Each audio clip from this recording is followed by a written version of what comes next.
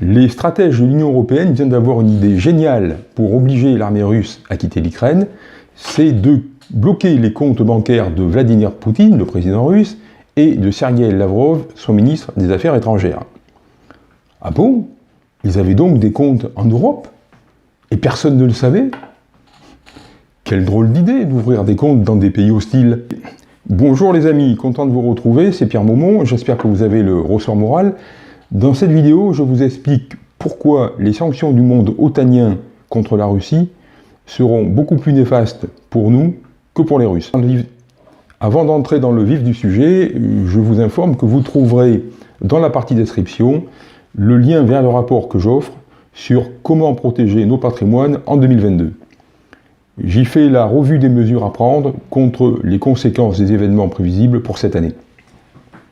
Venons dans le sujet via la question des comptes soi-disant détenus en Europe par le président Poutine et Lavrov. Remarquez ces jours-ci avec hilarité Xavier Moreau de l'excellent site de géopolitique Stratpol, des comptes en Europe. Ah oui? Dans quelle banque? À la BNP? À la Société Générale? Vous voyez, il suffit de poser deux questions précises pour montrer l'absurdité d'une proposition. Mais comment nos gouvernements peuvent-ils nous dire des bêtises pareilles? Faut-il qu'ils aient vraiment de nos facultés intellectuelles une si piètre opinion? Je parle de cette déclaration parce qu'elle m'a beaucoup fait rire, et plusieurs fois, à chaque fois que j'y repensais, et j'espère que ce sera pareil pour vous, et c'est très bon pour le moral, et parce qu'elle est le révélateur, un révélateur supplémentaire du naufrage intellectuel de la sphère médiatico-politique de l'Union européenne. Comme toujours, nos chers médias mainstream, quand je dis cher, je parle de l'argent qui nous coûte, l'argent public, car sans notre argent, il n'existerait pas, nous présentent la guerre sous deux angles. D'une part, le manichéisme le plus enfantin, dans lequel, quand il s'agit de la Russie, évidemment, les Russes sont toujours les méchants, et particulièrement Poutine, qu'il est méchant ce Poutine. Et l'indignation face aux souffrances des civils. Bon, tout ça est très facile, tout ça est très démago. Le problème pour nous, c'est que cette manière d'aborder des sujets aussi graves que ce qui se passe actuellement en Ukraine ne nous permet pas du tout de comprendre le sens de ce qui se passe, et encore moins ce qui pourra en ressortir. Le but de cette vidéo n'est pas de développer ou de rappeler les raisons, les explications politiques et stratégiques de cette guerre. Vous trouverez sous la vidéo le lien qui vous permet d'arriver à l'article de blog dans lequel je développe plus largement le sujet de cette vidéo et dans lequel j'aborde les causes qui ont amené à la guerre actuelle. Retenons simplement que la cause originelle de cette guerre est l'irresponsabilité des dirigeants occidentaux, particulièrement américains, puisque c'est eux qui mènent le bal, face à la revendication sécuritaire de la Russie depuis que l'Ukraine a basculé dans le camp occidental avec la fameuse pseudo-révolution de Maïdan en 2014. Le prix de ces fautes des dirigeants occidentaux est terrible, puisque pour les Ukrainiens, ce prix c'est l'agression militaire par la Russie, et pour nous, les populations de l'Union européenne, ce sera l'appauvrissement provoqué par les sanctions, qui sont elles-mêmes la marque de l'impuissance politique de nos dirigeants face à la catastrophe qu'ils ont eux-mêmes provoquée en Ukraine. Alors il faut dire tout de suite que ces sanctions sont du cinéma à destination de la naïveté des opinions publiques européennes et occidentales plus largement. Sur le thème, nous sommes des dirigeants responsables, c'est pour cela que nous n'allons pas intervenir en Russie pour ne pas provoquer la Troisième Guerre mondiale, mais on va frapper la Russie au portefeuille, ce qui est beaucoup plus efficace. Et on va même frapper, vous l'avez vu, on va donc on va geler les comptes bancaires qui n'existent pas de Vladimir Poutine et de Sergueï Lavrov en Europe. Le problème est que ces sanctions ne vont pas causer beaucoup de gêne aux Russes, j'explique un peu plus loin dans la vidéo pourquoi, mais que c'est nous qu'elles vont impacter de plein fouet, c'est ce que nous allons voir maintenant plus en détail. Donc les sanctions contre la Russie, on les connaît, c'est du réchauffé, puisque ça fait 15 ans que la Russie subit les sanctions de l'Occident. Donc ces sanctions économiques, ça veut dire qu'on va cesser de vendre certains des produits que nous importons russes, donc certains des produits qui nous achètent. Donc clairement, ça veut dire que pour nos exportateurs de ces produits-là, ça va gêner évidemment leur développement, particulièrement pour les produits agricoles qui, il faut s'en rappeler, avaient été un des premiers domaines sur lesquels on avait fermé le robinet d'exportation vers la Russie, ce qui a causé de très gros problèmes à nos paysans, confèrent vos souvenirs d'il y a quelques années.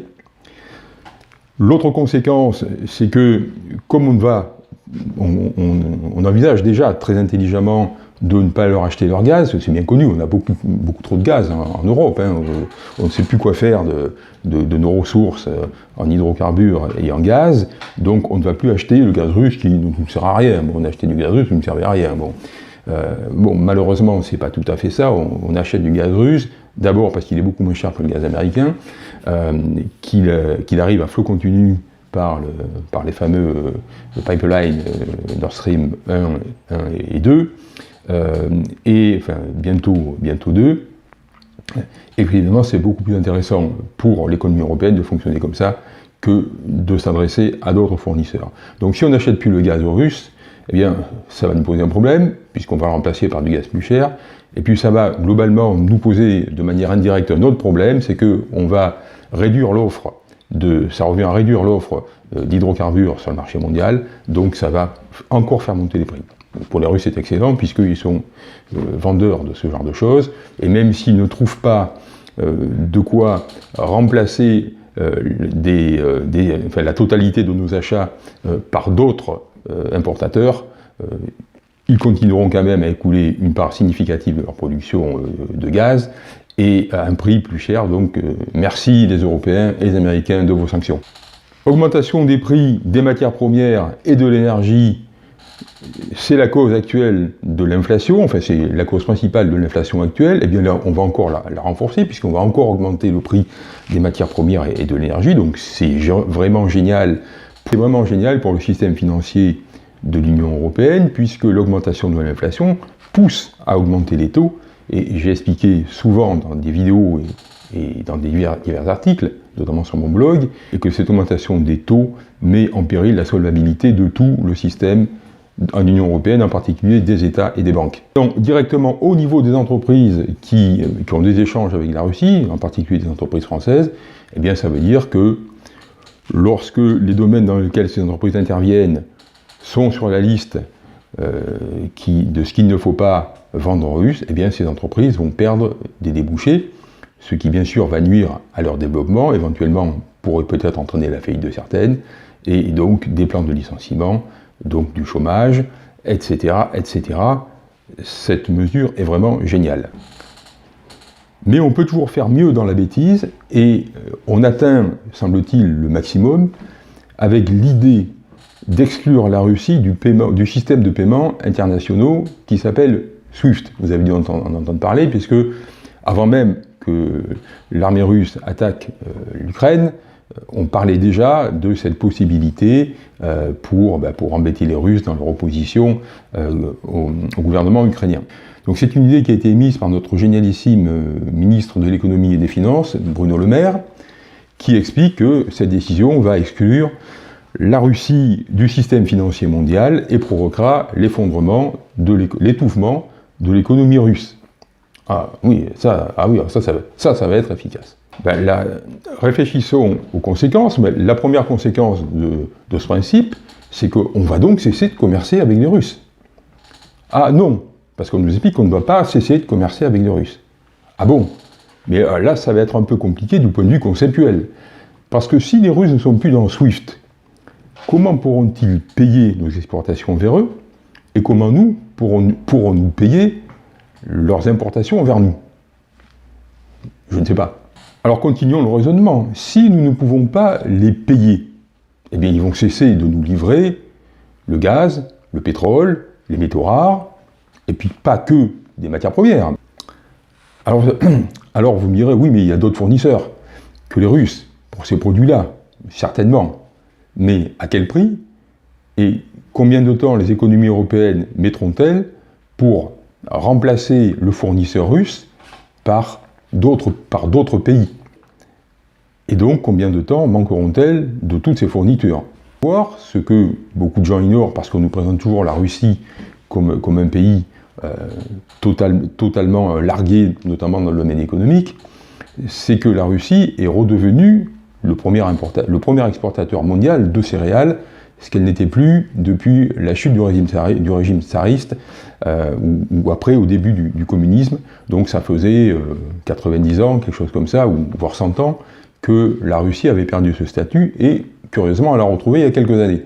Et la raison pour laquelle elle l'a retrouvé ne manque pas de sel, je vais vous l'expliquer un petit peu plus loin. Les nombreux pays de par le monde qui ne sont pas autosuffisants du point de vue alimentaire et qui achètent leur blé en Russie, autrement dit, qui réussissent à nourrir leur population grâce au blé russe, si les Russes ne sont plus dans SWIFT, ils ne pourront plus les payer. Donc les Russes ne les livreront pas non plus. Alors que vont faire ces pays? Leur population va mourir de faim, va connaître la famine, ils vont se tourner vers nous pour les aider, pour remplacer le fournisseur russe que notre propre décision monétaire, enfin bancaire a exclu. Peut-être, mais est-ce que nous avons, nous, la capacité de nous substituer aux Russes si les Russes cessent d'exporter leurs céréales? Donc j'arrête là le raisonnement, je vous laisse continuer vous-même dans tous les axes possibles à partir de l'éviction de la Russie du système SWIFT, toutes les conséquences possibles.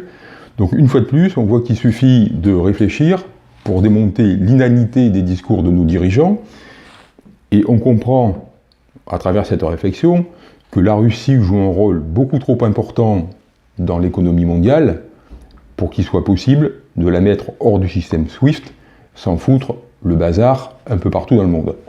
Voyons maintenant les choses côté russe. Autant ça sera mauvais pour nous, autant côté russe, c'est plutôt favorable. On a déjà l'expérience du résultat des sanctions précédentes, donc je vous ai signalé que depuis quelques années, la Russie était redevenue le premier exportateur mondial de céréales, place qu'elle avait perdue il y a un siècle. La raison pour laquelle elle a retrouvé cette place, c'est que, à cause des embargos qu'on a mis, embargo n'est pas le terme, embargo est une dénomination guerrière, mais à cause des sanctions économiques, de fournitures, etc., qu'on avait mis sur la Russie depuis 15 ans, eh bien, elle a été amenée à faire un très gros effort pour sa production agricole, de moderniser considérablement son système agricole. Vous savez certainement, souvenir de ce que vous avez appris à l'école quand vous étiez enfant, la terre russe est une terre qui est extrêmement riche pour l'agriculture, extrêmement productive, et donc la Russie est redevenue le premier exportateur mondial de céréales. Je profite pour vous signaler que la balance du commerce extérieur russe est excédentaire d'environ 100 milliards par an. Il y a quelques années, c'était 120 milliards. Bon, le truc s'est un petit peu déréglé depuis quelques années à cause de la baisse qu'il y a eu sur le prix des hydrocarbures. Mais enfin, ça, visiblement, c'est du passé.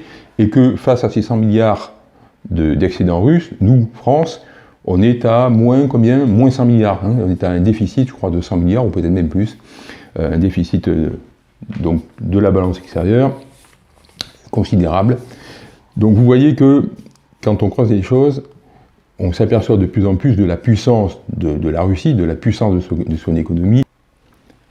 Alors il n'y a pas que l'agriculture. Bon, l'agriculture, on va dire, est un bon témoin des progrès que les Russes ont fait depuis quelques années, enfin, qui sont en progrès continu depuis 2000 à peu près, mais notamment ces dernières années.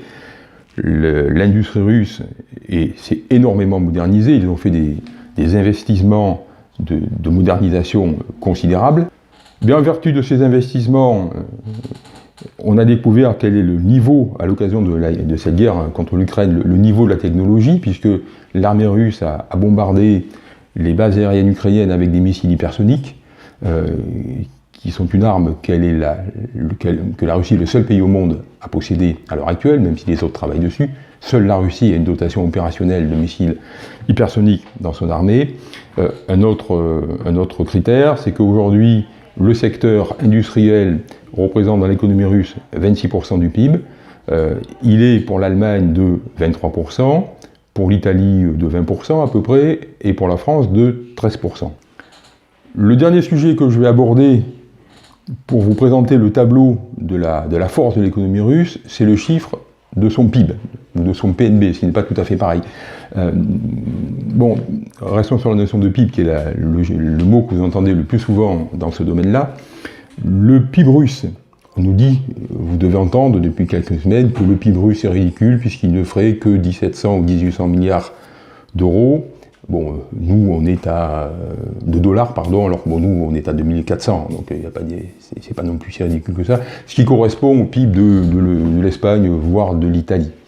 En réalité, ce chiffre qui est juste, mais pour comprendre ce qui signifie vraiment, ce que signifie vraiment un PIB, ou ce que signifie tout simplement un prix dans un pays quel qu'il soit, il faut raisonner en ce qu'on appelle en parité de pouvoir d'achat. Autrement dit, c'est avec 1 euro ou 1 dollar, ce que vous voulez, qu'est-ce qu'on peut acheter en Russie par rapport à ce qu'on peut acheter, mettons en France, ou mettons en Allemagne, ou mettons aux États-Unis. Et là, on s'aperçoit donc que cette parité de pouvoir d'achat, elle est à peu près de 1 pour 2,5. Autrement dit, ça veut dire qu'un PIB russe qui fait 1700, mettons 1800 milliards de dollars, ça représente, en parité de pouvoir d'achat, un PIB qui ferait pas loin de 4000 milliards de dollars. C'est-à-dire que la Russie, avec ses 1800 milliards de dollars de PIB, elle a la même capacité de dépenses, d'investissement, etc., qu'en aurait la France ou l'Allemagne si nous avions un PIB de 4000 milliards de dollars. Et un PIB, donc, en parité de pouvoir d'achat de 4000 milliards de dollars, eh bien, tout simplement, ça en fait une des 5 premières puissances économique mondiale. Pour terminer le tableau de l'économie russe, voyons le côté financier. Le côté financier a vraiment de quoi nous faire rêver, nous Français, et même nous, dans l'Union européenne, y compris l'Allemagne. Donc c'est un pays qui a des réserves de devises et d'or qui s'élèvent à 600 milliards de dollars, dont, me semble-t-il, à peu près le quart sous forme d'or. La dette publique représente 16% du PIB. Pour mémoire, en France, c'est 117% du PIB. En Allemagne, qui est le grand pays le plus vertueux là-dessus de l'Union européenne, on est à presque 70% du PIB. Donc là aussi, je dirais que les Russes et nous ne jouons pas dans la même cour que nous. Maintenant que vous connaissez ces faits, pensez-vous qu'on puisse sérieusement penser vaincre une telle puissance avec des sanctions économiques et financières que l'on pourra prendre, sachant que beaucoup d'entre elles sont impossibles à prendre. Donc plus concrètement, quand on regarde la structure de son commerce extérieur, on voit que son premier client et fournisseur est la Chine, avec 20 à 25% de ses échanges extérieurs, ce qui est considérable.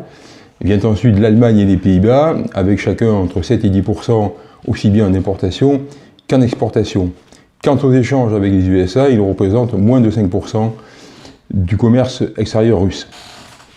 Conclusion, ces statistiques nous montrent que les sanctions occidentales, en pratique, n'auront que peu d'effet sur le fonctionnement de l'économie russe. Et puis, elles nous disent aussi que les Russes pourront toujours se rapprocher encore plus de la Chine pour compenser la diminution d'échanges qu'ils auront avec certains pays occidentaux.